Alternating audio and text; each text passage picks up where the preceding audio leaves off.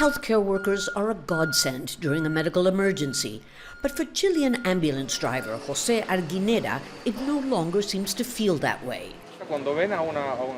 Now when some people see us, they treat us as though we are contaminated. They should realize we are families too, and we are doing all we can to stay healthy.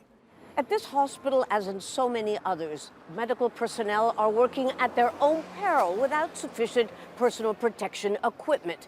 But as this pandemic spreads, so too do the cases of harassment and even assaults against them, fanned by one of the most basic human instincts, and that is fear.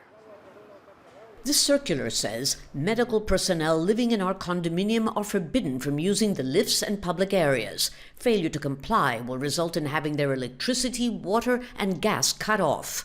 In another building, a health worker found this message: "We know you work for the Red Cross. Don't come home. The state has special places for you. Don't come back again."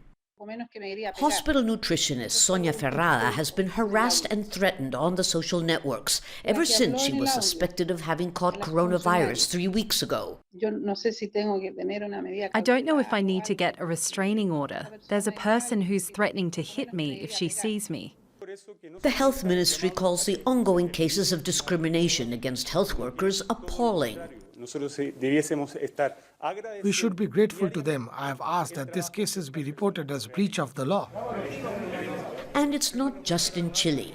From Argentina to Mexico and way beyond, cases of discrimination against medical personnel are on the rise.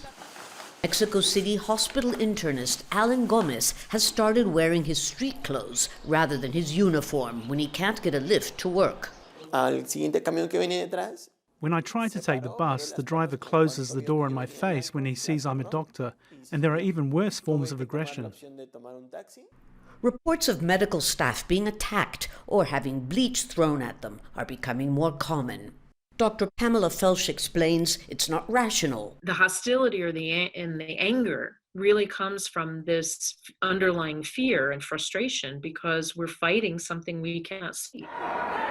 Visible or not, this pandemic is revealing not just the positive, but also some of the more ugly aspects of human nature. Lucia Newman, Al Jazeera, Santiago.